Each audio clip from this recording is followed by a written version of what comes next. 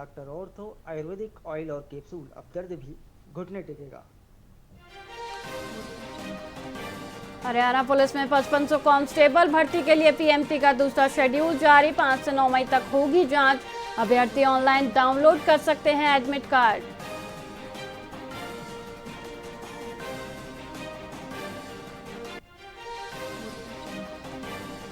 Haryana CM Nayab Saini आज लुधियाना में भाजपा कार्यकर्ताओं के साथ बैठक में बनाएंगे आगामी चुनाव की रणनीति। कार्यकर्ताओं को देंगे जीत का विशेष मंत्र।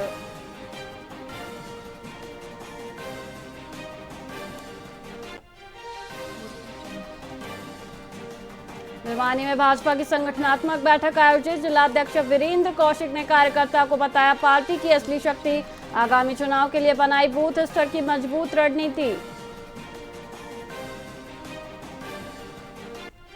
हरियाणा सीएम का पर तीखा हमला, बोले भ्रष्टाचार में डूबे पंजाब के विधायक चुटकुले सुनाने से नहीं बल्कि सही नीतियों से चलती है कोई भी सरकार।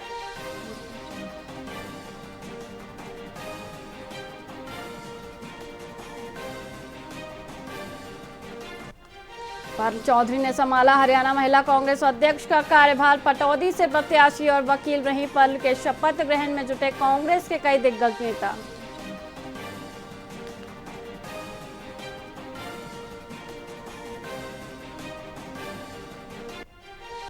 नमस्कार, आप देख रहे हैं वीआईपी न्यूज और मैं हूं वैशाली श्रीवास्तव। आइए रुक करते हैं खबरों की ओर। गुरुग्राम के वजीरपुर गांव में एक व्यक्ति ने अपनी पत्नी और 4 मासूम बच्चों को जहर देकर मार दिया। इस खौफनाक वारदात के बाद आरोपी नाजिम ने अपनी नस काटकर आत्महत्या की कोशिश की। नाजिम मुरादाबाद का रहने वाला है और यहां सैलून चलाता था। पुलिस की शुरुआती जांच में इस सामूहिक हत्याकांड की वजह घरेलू कलेश बताई जा रही है। इस घटना से पूरे इलाके में दहशत का माहौल है। उसके 4 बच्चे थे और एक वाइफ थी।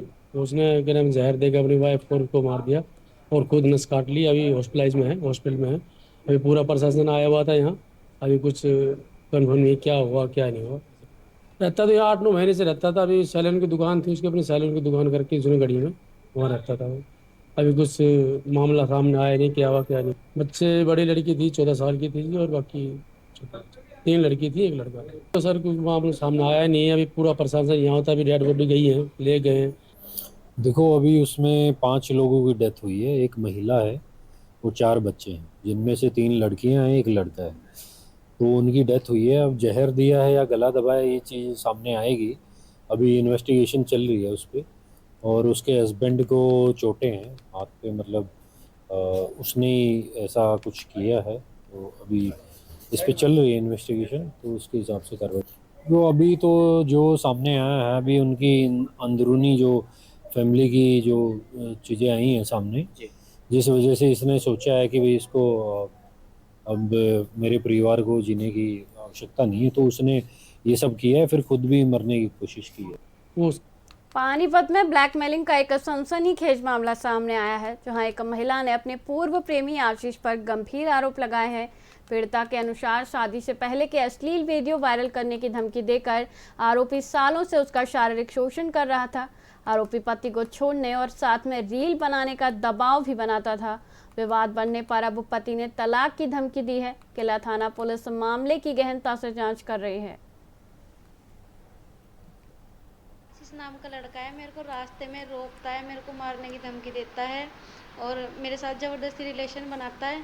और मैंने पुलिस थाने में भी कंप्लेंट की है। तो वो कविता मैम है, वो बोलती हैं कि भाई समझौता कर ले।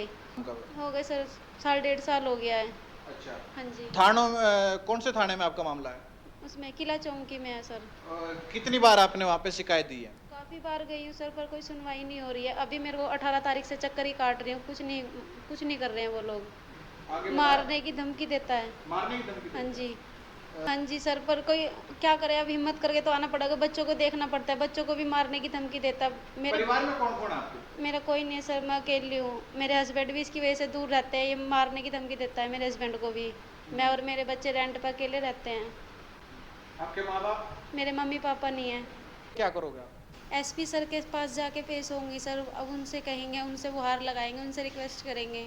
सर जी, ये मेरी कंप्लेंटेंट है। इसमें कंप्लेंटेंट है रेखा और ये मेरी क्लाइंट है। ये मेरे पास परसों आई है इसने मुझे बताया कि भाई ऐसे ऐसे सर मेरा किसी किले थाने में एक मैटर है और एक लड़का मुझे ज़बरदस्ती तंग कर रहा है। तो मैं इसका सारा मैटर सुन के मैं थाने में गया, मैंने एसएचओ साहब को फ़ोन किया, वहाँ एसएचओ सुरेश जी हैं। मैंने सुरेश जी से बात करी, मुझे ऐसे एक पीड़ित का फ़ोन है, मेरी क्लाइंट भी है, वो पीड़ित है, वो उसके साथ छेड़खानी हो रही है, जबरन उसके साथ रिलेशन बनाया जा रहे हैं, वो अकेली लड़की है जी, उसकी सुनवाई क्यों नहीं करी।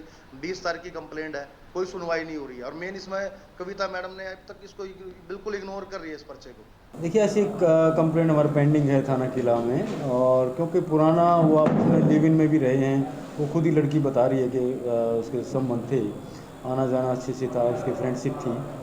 तो उसकी जांच कर रहे हैं, अगर उसमें कोई ऐसी चीज़ आती है कि कोई जो उसने आरोप लगाए हैं रेप वगैरह के या मारपीट के, अगर वो तस्दीक होती है तो एफआईआर करके आगे की कार्रवाई इसमें करेंगे। हाँ, वो चीज़ें तस्दीक कर रहे हैं, अगर वो सच्चाई हो गई तो उसमें हम एफआईआर करके गिरफ्तार करेंगे। आशीष नाम